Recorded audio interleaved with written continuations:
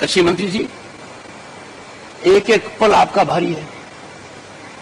मेरे आपसे आग्रह है और भारत के संविधान के तहत दूसरे पद पर विराजमान व्यक्ति आपसे अनुरोध कर रहा है कि कृपया करके मुझे बताइए, क्या किसान से वादा किया गया था और वादा किया गया वादा क्यों नहीं निभाया गया और वादा निभाने के लिए हम क्या कर रहे हैं। गत वर्ष भी आंदोलन था, इस वर्ष भी आंदोलन है। तो मेरा जैसा व्यक्ति जाता है संस्था में, कुछ तो जीवंत होना चाहिए। वहां कोई भी मुझे मिलता है किसान दूर दूर तक दिखाई नहीं देता है, चाहे बीकानेर हो चाहे हरियाणा हो। मानकर चलिए अपने रास्ता भटक गए हैं, हम उस रास्ते पर गए हैं जो खतरनाक है। Can we create a boundary between the farmer and the government? जिनको लगाना है गले, उनको दुत्कार नहीं किया जा सकता है। मेरे कठोर शब्द हैं, पर कई बार बीमारी के इलाज के लिए कड़वी दवाई पीनी पड़ती है।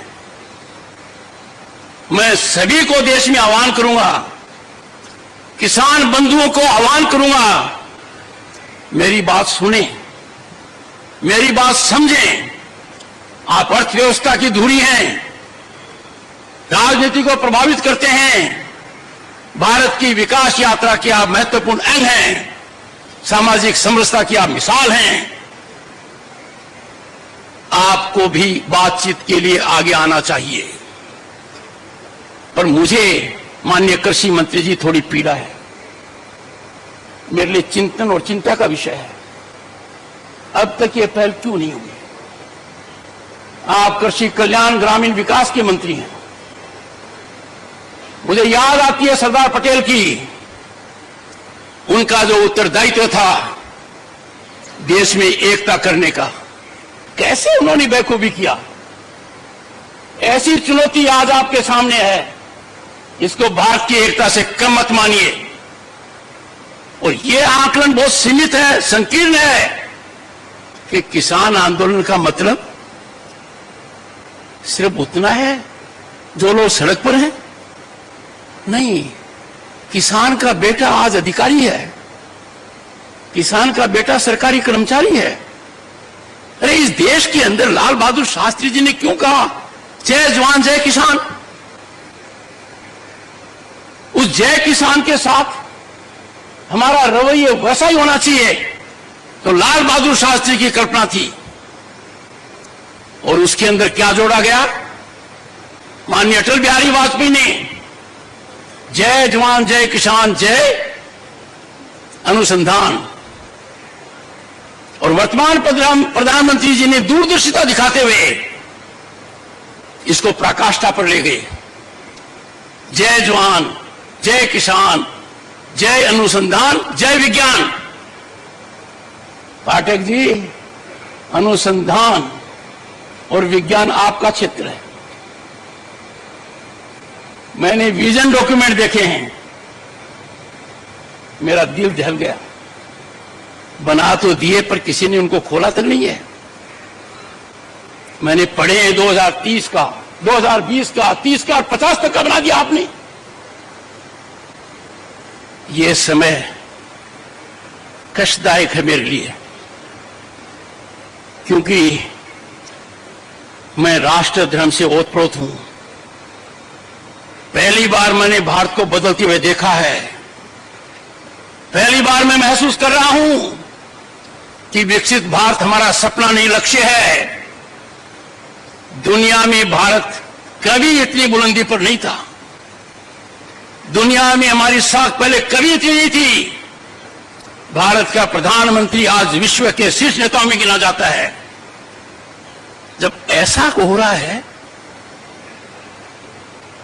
तो मेरा किसान परेशान क्यों है, क्यों पीड़ित है? Why the farmer is stressed? ये बहुत गहराई का मुद्दा है। इसको हल्के में लेने का मतलब है we are not practical. our policy making is not in right track. कौन है वो लोग कहते हैं कि प्रधान कि अपने किसान को उसके उत्पाद की उचित मूल्य दे देंगे, तो मुझे समझ में नहीं आता कोई पहाड़ गिरेगा। किसान अकेला है जो एसआई है, he doesn't decide what he can decide.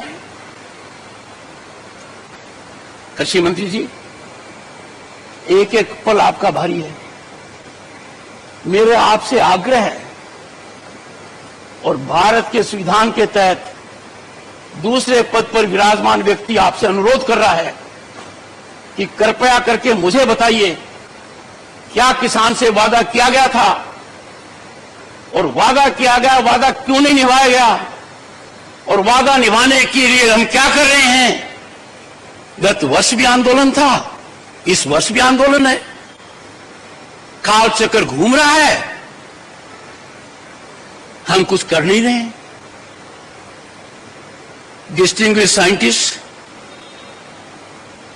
I can tell you what I have told you is 5% of my feelings.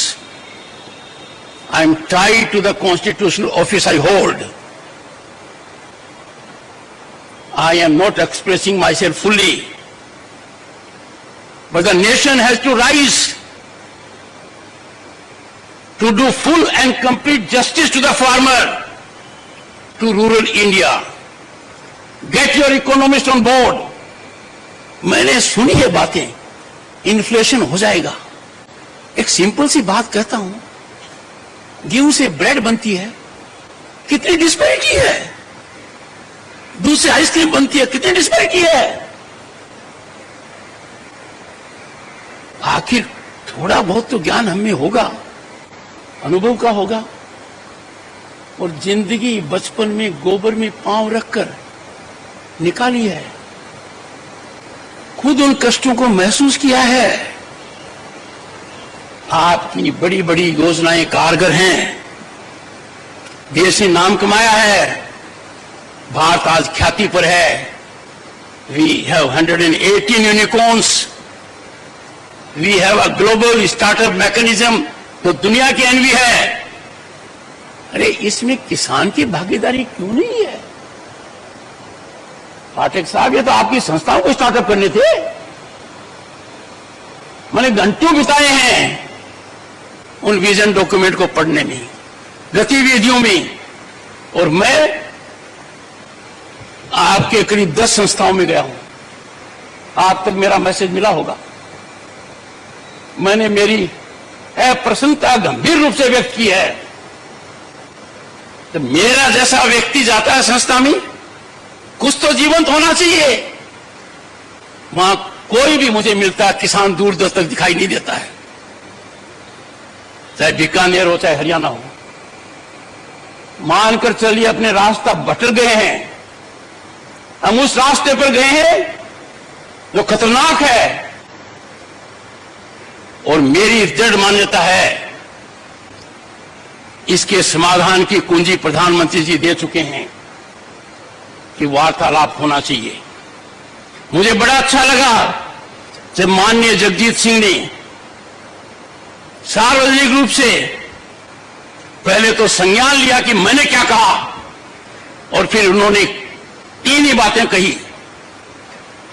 किसान को एमएसपी गारंटी कानून चाहिए। खुले मन से देखो, खुले मन से सोचो, आकलन करो, देने के क्या फायदे, नहीं देने का क्या नुकसान है। आप तुरंत पाओगे इसमें नुकसान ही नुकसान है। दूसरा, एग्रीकल्चर मिनिस्टर ने लिखित में जो वादा किया उसका क्या हुआ। 2018 की बात कर रहा हूं मैं, और गत वर्ष से वार्ता चली तब भी मैंने मेरी चिंता व्यक्त की थी। अंतरकाल में क्या हुआ। किसान हमारे शरीर का अंग है, भारत मां का दिल है। किसान के आंसू आंखों से नहीं आते हैं, वो आंसू को आंखों में समाता है। और मेरी पीड़ा है कि किसान के हितैषी आज चुप है, बोलने से कतराते हैं। देश की कोई ताकत किसान की आवाज को कुंठित नहीं कर सकती। A nation will pay a huge price if we try the patience of the farmer. मुझे एक I see light at end of the tunnel कि माननीय कृषि मंत्री जी ये महारत हासिल करेंगे। इनका उत्तरदायित्व है। आप विभाग के कैबिनेट मंत्री हैं, कृषि कल्याण के और ग्रामीण विकास के। आपका आकलन इतिहास इसी धुरी पर करेगा।